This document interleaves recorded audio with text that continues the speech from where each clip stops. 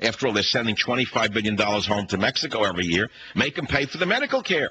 Let the hospitals and doctors get paid. I have no problem with them being treated. Let them pay for it the way I paid for it when I was young and poor. Let him pay for it the way my father paid for it when he got a heart attack and couldn't work anymore. It came out of his pocket in advance. I'll never forget. He had a heart attack. God rest his soul. He's laying in an oxygen tent. We didn't know if he would go minute to minute. It was frightening. So we go to the doctor, the great God.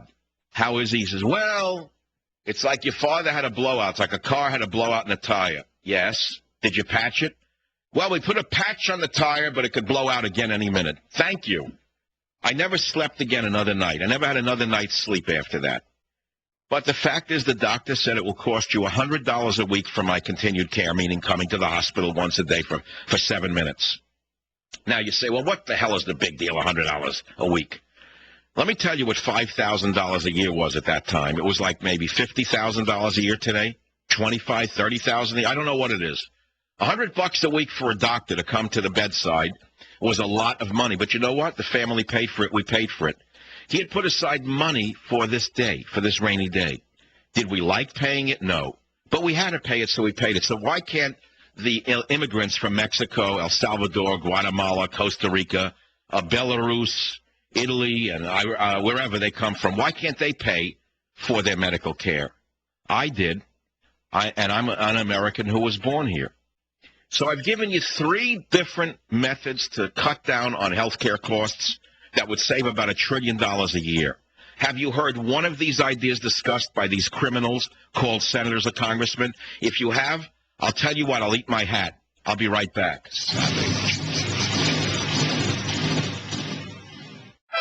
Imagine discovering an opportunity that can completely rebuild your retirement fund by 40% over the next 2 years. Does it sound too good to be true? It's not if you take action today. Call my good friends, and I mean good friends, at Swiss America. Gold IRAs have averaged 20% per year growth since 2001. It's just common sense to roll over dead paper assets into gold, the best performing asset of the century. Then you can relax no matter what happens on Wall Street. Call now for a complete Gold 101 DVD and my free CD. Call toll-free 888-867-8965. That's 888-867-8965. For nearly a decade, I've told you to trust gold coins and Swiss America. Today, it's more urgent than ever. Get my CD, DVD, and new special report. Call toll-free 888-867-8965. That's 888-867-8965. Learn before you earn. Don't just imagine rebuilding your wealth. Do it now. Call 888-867-8965 today. Hi there, we are Armstrong and Getty. We're on every morning 6 to 10 here on 910 KNEW, or download the podcast and listen anytime at 910KNEW.com.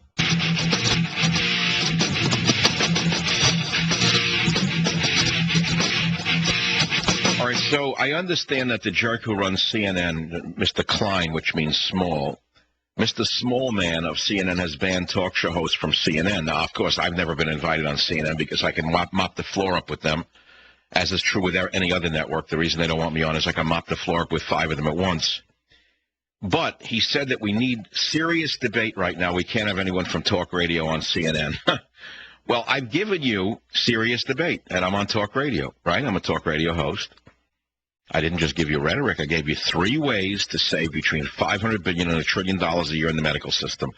What's intriguing to me is that Obama, the imposter, is trying to impose European-style medical care in America.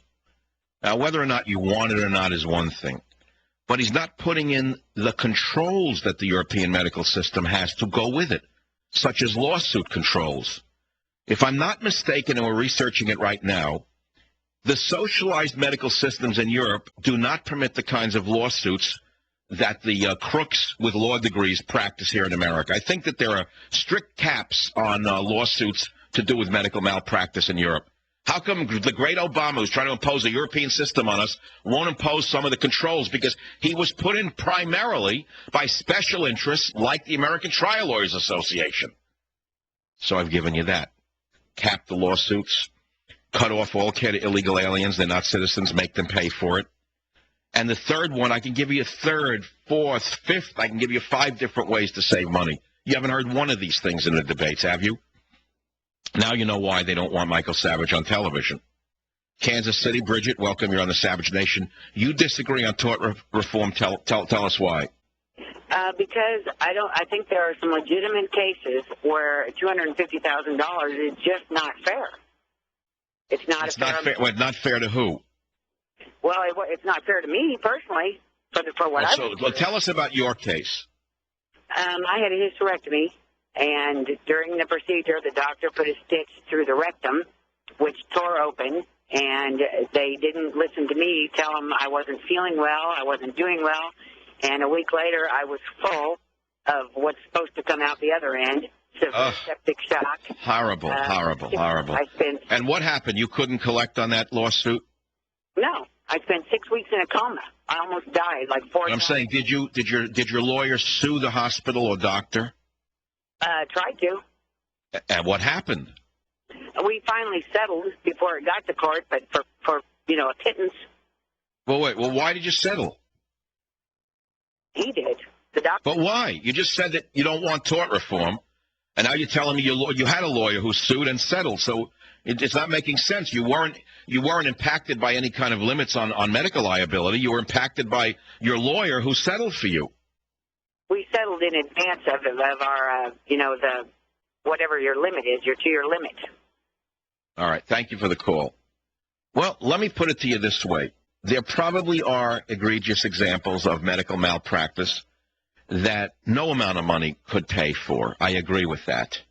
But when you balance out the entire system of medical malpractice claims, you have to understand that it will balance itself out. You take a guy like John Edwards. He made hundreds of millions of dollars. Remember John Edwards? He made hundreds of millions of dollars convincing juries in the Ozarks, moonshine, the descendants of moonshiners, who was sitting there, didn't understand anything, but the pretty boy comes in and tells him, this poor person was injured by the doctor. When in fact he knew it was a congenital disease, that the person was born that way. It had nothing to do with the hospital or doctor. But old John Edwards convinced the Ozarkians that the doctor was at fault, and he destroyed hospitals and doctors across the Southeast. So what I'm saying is you get rid of some of these vultures. And in the long run, the whole society would be better off. But look, the bigger issue is Obama's deception. He's trying to impose a European-style socialized medical system. That's a given. Whether, how draconian it is, no one knows as of yet. But it's European-style socialized medicine without the controls built into the European healthcare system, which include caps on lawsuits, by the way. And if I'm also not mistaken, the European system does not give unlimited medical care to illegal aliens.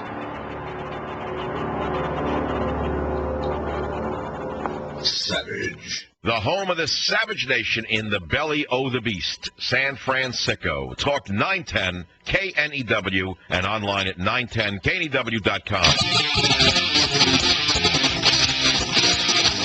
I don't believe this is just about health care. It's not about TARP. It's not about left and right. This is about the systematic dismantling of this country. I'm only 35 years old. I have never been interested in politics. You have awakened the sleeping giant. That's what's going on in America. The Democrats, we have to thank them for it by electing this far-left radical professor and trying to push so many left-wing socialist programs so fast upon the American people. They have, in fact, awakened the sleeping giant. Now, of course, they're going to suppress it. They're going to bring out the goon squads, and they're going to try and beat you into submission. They're already shutting you off the televisions. All of the minions in the television media have shut you down, and the only outlet you're going to have is on the Internet and on talk radio. And so here we are. We do not have a very pretty picture ahead of us. We do not have smooth sailing ahead of us. Don't assume that because you have been heard that they're going to listen. They heard you, but they're not listening. They're going to get around you, and they're going to try and railroad this anyway. And they're going to do it by buying the few congressmen or senators who might be representing the American people. Now, I agree with you that come 2010, there's going to be a wholesale firing of the Democrats in the House of Representatives, and many senators are going to go as well. I don't think the Republicans are going to win, nor should they. I think the bum should be thrown out as well. I think we need independent candidates. You say, well, without money you can't win. I don't know if that's going to be true anymore. I almost think that any person with any prominence who has any name already made for himself or herself in the media or around the media or with a book or with a column can run for office and beat any incumbent. I truly believe the American people have had enough with these. I believe that when you read in China, I'm going to go to China now, do you know that the prostitutes in China have a higher rating? The people trust prostitutes more than they do the rulers of China, the leaders of China, their legislators, so to speak. Prostitutes are more trusted in China. Hookers are more trusted in China than are politicians. I can guarantee you the same would be true in America. I would say you could pick any profession or semi-profession that you want, and you will find that those people are more trusted than the professional class of leeches in Washington. And I believe that we could see a wholesale meltdown of the two-party racket in the next election. That's if we're still here. And I don't know what's going to happen. I really don't know what these people are going to do. I know that when you corner a rat, the rat gets vicious. And this Democrat rat is cornered right now, and it's going to get very vicious.